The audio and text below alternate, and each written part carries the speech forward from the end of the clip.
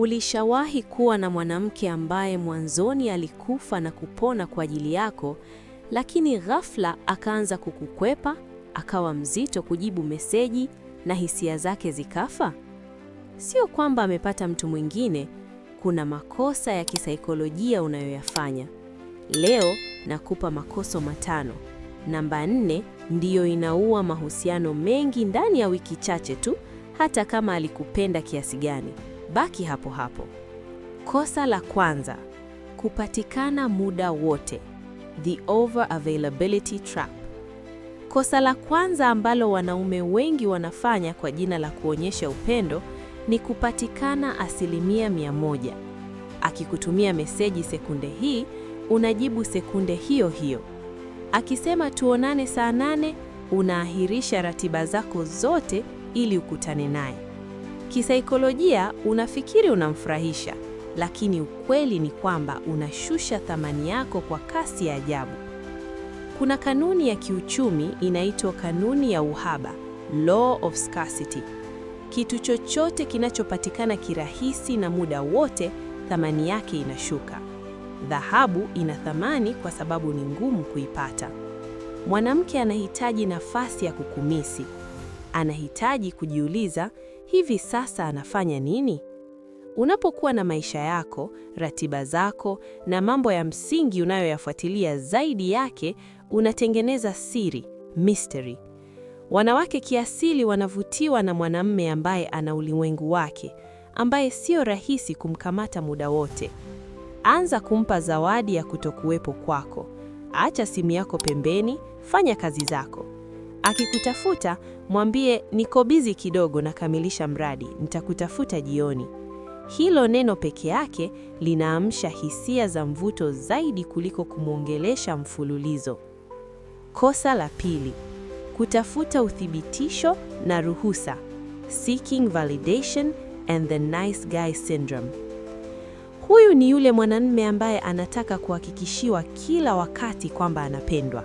Utamsikia akiuliza maswali kama, hivi umenikasirikia? Kwa nini huongei sana leo? Nimefanya kosa gani? Mwanamke hataki mwanamume ambaye anategemea hisia za mwanamke ili yeye ajisikie vizuri. Hataki mwanamume ambaye anamfanyia maamuzi kwa kuogopa kumkwaza. Hii inaitwa nice guy syndrome, ugonjwa wa mwanamume mwema kupitiliza. Kisaikolojia, wanawake wanatafuta kiongozi, mtu mwenye uthubutu. Unapomuuliza kila kitu na kuomba ruhusa ya mpaka jinsi ya kumpenda, unamweka kwenye nafasi ya wanaume, na kiasili hisia zake za kimapenzi kwako zinakauka kwa sababu anakuona kama mtoto anayehitaji kulelewa. Kuwa mwanamume anayefanya maamuzi. Badala ya kumuuliza, tule wapi? Mwambie, jiandae saa 1 jioni na kupeleka sehemu nzuri kupata chakula. Ujasiri huu unamfanya ajisikie salama chini ya kivuli chako. Kosa la 3, kutatua matatizo badala ya kusikiliza. Logical fixing versus emotional validation. Hili ni kosa ambalo 90% ya wanaume hulifanya kwa sababu tu ubongo wake umeumbwa hivyo. Mwanamke anakuja kwako analalamika, siku yangu imekuwa mbaya sana kazini, bosi wangu amenisema mbele ya wafanyakazi wenzangu, najisikia vibaya. Wewe kwa mapenzi yote na akili yako ya kiume unaanza kumwambia, kwa nini hukumjibu?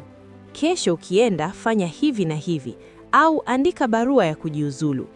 Ghafla ananuna zaidi na kukuambia, hunielewagi kabisa.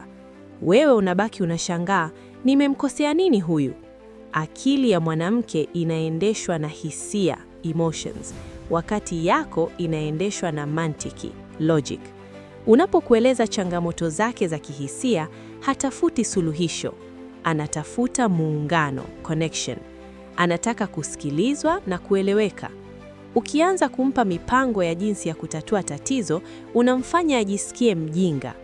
Kitu pekee unachotakiwa kufanya ni kumtazama usoni, kumhumbatia na kusema, pole sana, najua inaboa sana kupitia hali hiyo, ulistahili kuheshimiwa. Hapo tu Utashangaa jinsi atakavyofarijika na kuona wewe ni mwanamume wa kipekee unayeelewa roho yake. Kosa la 4, kuacha kumshawishi baada ya kumpata. The complacency trap. Sasa tumefika kwenye lile kosa namba 4 nililokuahidi mwanzoni. Hili ni kosa linaloua ndoa nyingi na mahusiano mengi machanga ndani ya muda mfupi. Inaitwa mtego wa kuridhika. Kumbuka mlivyokuwa mnaanza. Ulikuwa unamtoa nje, dates, unamfungulia mlango wa gari, unanukia perfume nzuri, unamtumia meseji za kusisimua katikati ya siku na ulikuwa mbunifu. Ulimwonyesha wewe ni mwanaume wa thamani juu, high value man. Akaingia kwenye boksi akakukubali. Baada ya kumpata tu, ukapaki basi. Hupati tena muda wa kumtoa out. Ukimwita, mnaonana geto kwako tu, au mnaangalia TV mkiwa mmevaa nguo za kulalia. Umeacha kujipara. Kisaikolojia, mwanamke anaona kama umemtapeli. Ulimwonyesha trailer la movie nzuri, lakini alivyoingia ndani, movie ni mbaya. Kumbuka hili neno. Kile ulichokifanya kumpata, ndicho kinachohitajika kumbakiza. Ukishusha viwango vyako, ubongo wake unaanza kusoma kwamba umepoteza uwezo wa kuwa mshindani. Atabaki na wewe kimwili, lakini kiakili na kihisia atakuwa ameshakuacha zamani sana. Usiache kumpigia hesabu za kimapenzi hata kama mna miaka 10 kwenye mahusiano. Kosa la 5, kumfanya yeye kuwa lengo lako kuu, lack of personal purpose. Kosa la mwisho na ambalo linapunguza heshima ya mwanaume kuliko yote ni kumfanya mwanamke awe ndio kusudi lako la kuishi. Wanaume wengi wakipata mwanamke wanayompenda sana, wanaacha kufuata malengo yao. Wanaacha kwenda gym, wanaacha kupambania biashara, marafiki zao wanawasahau, kila kitu chao kinazunguka kwa huyo mwanamke. Utadhani ni jambo la kimapenzi sana, lakini mwanamke anachukia mzigo huo. Mwanamke hataki kuwa kitovu cha maisha yako. Anataka kuwa msaidizi na msafiri mwenzako kwenye safari ya maisha yako. Mwanaume asiye na malengo makubwa yanayomkosesha usingizi ni mwanaume anayepoteza mvuto. Mwanamke anavutiwa na mwanaume ambaye ana njaa ya mafanikio, mwenye maono, vision, na ambaye yuko tayari kuweka kazi mbele zaidi ya mapenzi nyakati fulani. Unapokuwa na malengo makubwa, unakuwa na thamani. Mwanamke atajivunia kuwa na wewe na atapambana asikupoteze kwa sababu anajua unakwenda mahali pazuri na anataka awepo utakapofika kileleni. Mahusiano sio bahati nasibu, ni sayansi ya jinsi tunavyoingiliana kisaikolojia. Kati ya haya makosa 5, kuwa available sana, kutafuta uthibitisho, kutatua badala ya kusikiliza, kuridhika mapema, au kukosa malengo, ni kosa gani umewahi kulifanya bila kujua? Shusha komenti yako hapo chini, tufanye mjadala, nitakuwa pale kujibu. Kama umepata thamani kwenye video hii, usiondoke mikono mitupu. Gonga like, bonyeza subscribe ili tuitengeneze jumuiya ya wanaume wenye thamani kubwa. Tuma video hii kwa rafiki yako anayehitaji haya madini. Mpaka wakati mwingine, simama kwenye